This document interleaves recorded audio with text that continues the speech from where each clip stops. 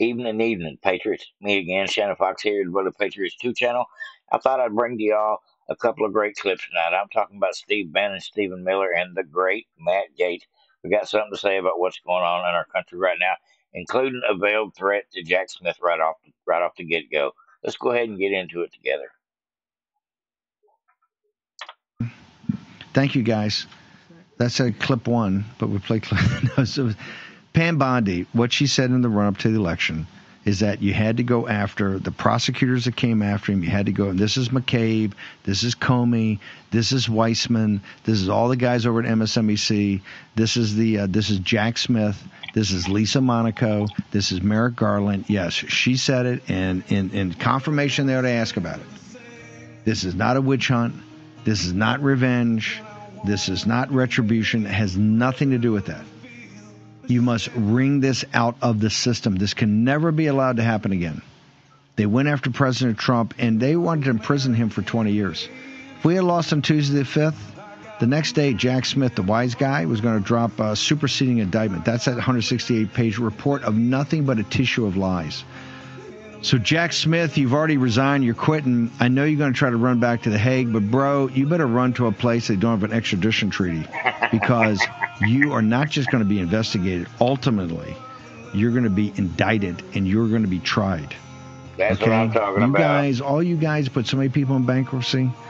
What is good for the goose is even better for the gander, and you're going to find out. And they're putting the team over justice today. Not for retribution. They're putting the team over justice to make sure we set things right, and this is never allowed to happen again, what happened to President Trump and the people around President Trump in the future. We're going to wring it out of the system. As sure as the turning of the earth. I love it, folks. That is the good stuff. That's what I want to hear. We're going to fix this shit one way or another. We're going to put the right people in place to wring this stuff out. This is... I cannot wait to see what happens. Now, I know the deep state is going to try to shore up and put up guardrails, shore up their position to where they don't have to give up information to Trump, or they destroy information, or they tell Trump he doesn't have the ability to do things, or they just don't mind what's coming from the executive branch when given orders. There's so many things they can do to be not cooperative with the incoming administration. A lot of these deep state idiots, but if they act like that, it's a surefire way for them to be put on the chopping block and get fired. So they need to be careful not following orders. But I'm sure right now the deep state is panicking over how they're going to do damage control to prevent Trump from taking power away from them. They're including them putting Rhino Mitch McConnell in there as one of the chairs of the allocations committee, which is the one that allows wars to continue because it pushes the legislation forward with the finances to pay for such things as endless wars like Ukraine. So definitely the deep state is trying to do all they can at this point to shore up their ability to have big pharma and the military industrial complex keep running like clockwork. Just the facts, folks. I got several more clips for you I wanted to bring to y'all today. I don't even remember what this one is. We'll officially get into it, though. Oh, this is Stephen Miller. One of my favorites. Just a really great guy, as far as I'm concerned. Let me scoot myself over. Get over here under Jesse. All right, folks, here we go. He's talking about Pam Bondi. He's just saying she'll be a great pick. I never heard of her. I hadn't really followed her. I did see that she was at CPAC and a couple other rallies. Speaking on the corruption, but in medicine, truth be known, we're gonna have to take people like Stephen Miller and several of these people in the knows word for it that she is very good, including maybe the people of Florida as well, considering she's been Attorney General there in the past as well. All right, here we go. Stephen Miller's opinion about Trump's cabinet picks, including Miss Pam Bondi. In terms of this transition, it looks like Gaetz is gone, Bondi's in, and it should be smooth sailing. How are you seeing things? Well, President Trump has assembled, as I'm sure you've seen, Jesse, the most transformative set of cabinet secretaries in American history. I mean, RFK, who's going to take on the deep state at HHS, take on the corruption in medicine, and make America truly and actually healthy again. You mentioned Pam Bondi. I've known Pam for years. She's a close friend. Look, people know that she has sterling credentials, amazing, unparalleled intellect. But here's what people may not know that I know. She is tough as nails. You want an AG who's going to take down the cartels, take down the migrant gangs, who's going to use the 70,000 law enforcement officers at DOJ to get rid of the foreign criminal enterprises in this country? That's Pam Bondi. This is the AG that is going to help President Trump deliver on his promise to liberate America. President Trump has also announced a transformative pick for OMB, Russ Vought, that just came out. Russ Vought, nobody, and I don't mean there's any competition here. Russ Vought has been the guy for the last 4 years who's been developing the plan to take down the deep state. That's Russ, and he's going to be right there at OMB to execute that plan. This is really incredible stuff, Jesse. He's talking about people that I don't know from the man in the moon, but it sounds like Trump is putting the best people he can find to carry out his marching orders, which is what we need. We need not so much subservient people, but people that have the balls to do their job when they're told, hey, handle it. I'm ready, folks. I'm excited. I'm actually very excited for the whole situation, not just for the exposure, for the change that's coming, for the economical change, the closing of the border, to watch these people get prosecuted, to watch people get kicked out of the country. So many things I'm looking forward to. It's going to be great, folks. This thing is so much bigger than Trump. It's the entire Republican Party now, with the exception of a handful, are on Team America. And it's a glorious thing. And what's going to happen is the rhinos over the next couple of years that go do sets on CNN and MSDNC that like to try to vote with the Democrats or vote against the Republicans. Those people will be put on a shit list, which they already have been, and it will be primaried by people like Elon Musk and a lot of these big name podcasters, Tucker Carlson and such. The conservative movement will get out there and Liz Cheney these people's asses in the next 2 years.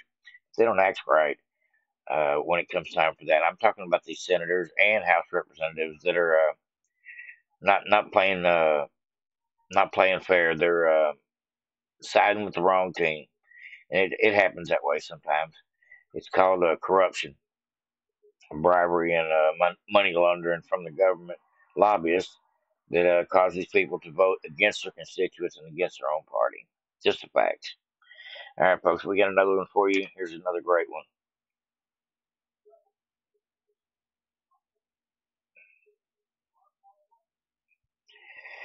Now, this here, Rand Paul, I just figured I'd bring y'all this. This comes from the Department of Government Efficiency. This is Elon Musk's other post. You know, he's got Elon Musk, he's got Elon Musk parody, and now he's got Department of Government Efficiency, which are the three actually run by Elon Musk Twitter platforms or Twitter pages. But he does share quite a bit of stuff. But this is actually a very new platform. He said him and Vivek said over here they will expose government waste and corruption. They will call it out. They will show when they're being fought against, like by the Mitch McConnell and stuff, military industrial complex.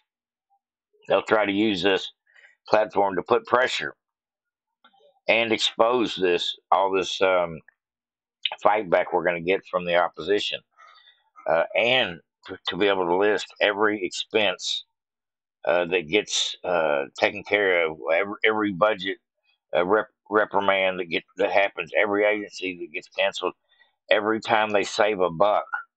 We're going to know it, and we're going to know it right here on DOGE, on Department of Government Efficiency. So it's literally going to be like a repository for every dollar they save for how much money they actually are saving the American taxpayer dollars or winding back our deficit. I'd love to see a real counter work in reverse after Vivek and Elon and their team get a hold of auditing all these 487 three-lettered agencies. All right, folks. Says Adams, your tax dollars are being spent on $100,000 to study tequila or gin to make sunfish more, which makes sunfish more aggressive, tequila or gin. Nearly 1 million to study if cocaine makes Japanese quail more sexually promiscuous, and the list goes on. Here we go, folks. This is nuts, but this is absolutely the stuff that we're paying for, and not just this year. This is stuff we've probably been paying for in every other spending package over the last 20 years. Because once something gets built, as far as into a package, the next time they do the budget, they don't even look at all the list itemized items in the budget. They just say, well, we got to continue all these programs, spend the money. Gin to a sunfish versus tequila, which would make the sunfish more aggressive? Nearly $1 million spent studying whether or not Japanese quail, if you give them cocaine, whether or not they're more sexually promiscuous. Was it one small step for man, or was it one small step for a man? And in the end, $750,000 later, they couldn't decide. Was it? Did a study to find out if when they went up in the space, or when they went up and landed on the moon, was the thing that was said was by Neil Armstrong, was it one small step for man or one small step for a man? So they spent all this money to research and try to find out the actual words. That's a dumbass study right there. One step for man, one step for a man. $2 million for the construction of a kelp and shellfish nursery in Maine. $1.5 million to encourage video gaming in New York. We might be better off spending $1.5 million to discourage kids from playing video games. $388,000 for Columbia University. Be giving a rich university that has $13 billion any money. $249,000 for the Baltimore Symphony. Give money to all the symphonies and we'd make them part of government. Damn, I didn't realize that. That's ridiculous. Gin to a sunfish. Then it gets worse from there, folks. I mean, I'm serious. It's bad.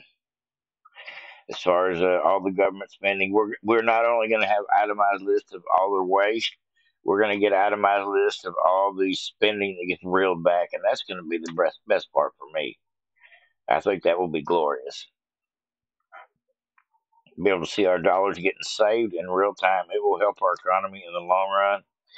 Says Pentagon can't fully account for $824 billion. Matter of fact, the Pentagon for the last 7 years has failed their audits. They actually have lost trillions of dollars over the last 7 years.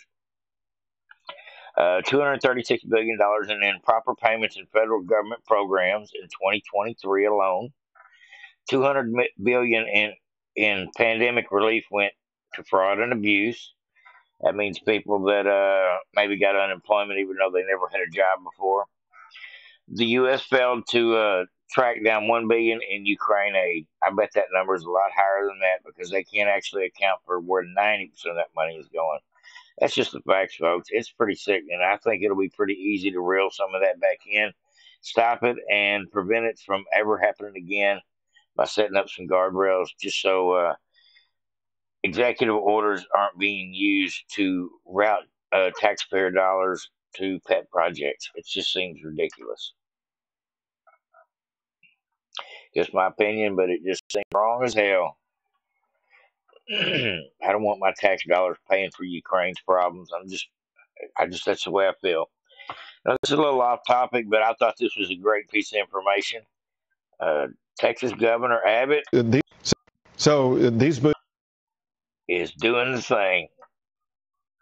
He is putting up more barriers. He is preparing for the influx of people rushing to the border over the next 2 months. And he's working on securing the wall every inch he can to slow it down, stop it. Because he knows when Trump gets back in there, we're going to finish the wall, and the barriers are going to help. the water barriers, should I say. So these buoys were designed by the Border Patrol because they were, in fact, effective at denying illegal entry. And they gave them to Biden to put into the river himself. And Biden said he wouldn't use them. I said, well, I'll use them. And I put them in the river. And as soon as I put them in the river, Joe Biden files a lawsuit to put a stop to it. And I told Joe Biden to stick it, that we are keeping the buoys in the river. They've remained in the river ever since then. What we're doing this morning, we are expanding those buoys in the river. They are completely effective at denying illegal entry, and a byproduct that costs less than building a border wall, which Texas is doing also. So this is a way to expand our protection or preventing people from entering into the state of Texas at a lower cost. It's just unbelievable. So these buoys were designed by the Border Patrol. Texas is stepping it up. As a matter of fact, I don't know if I reported on this or not, but several days ago, a Texas land commissioner decided to give Governor Abbott, or the state of Texas, 1,400 acres of land near the Texas border in South Texas in order to use it as a concentration camp type facility for housing illegal aliens in transition to being shipped out of the country, or ones being detained here on the side of the border. I don't know which, if they're for influx or out, incoming or outgoing. I don't know. Maybe they'll put a turnstile at that place. That'd be great. But at any rate, they've already accepted. Tom Homan has said he's accepted the land grant offer, and they want to start building on it immediately to, I guess, set up this super max type Gitmo Guantanamo Bay type prison system set up that maybe has turnstiles in there and train cars to get these people out. Maybe even have a helipad, or not a helipad, have an airport set up so they can start flying these people back to where they came from if necessary. Whatever it takes. I'm ready for this to happen, and I'm glad to see that they're actually mobilizing now, so we don't have to wait 2 or 3 months for all these programs to get started. They're doing the legwork in advance. It's good to see. Now, I got one more great clip here for you today, folks. I thought everybody need to see. This is the great Matt Gaetz over here on his channel, somebody I follow pretty regular. It says Matt Gaetz, even though he's not being Attorney General, he is currently going to be doing something that may even serve a greater purpose. He is said he's going to be on another perch. Says he is currently at Mar-a-Lago helping build the America First Army to take over the DOJ. You and I have been very involved at Mar-a-Lago at finding patriotic Americans who want to do incredible service, not for themselves, but for the country, and putting them in a position to succeed.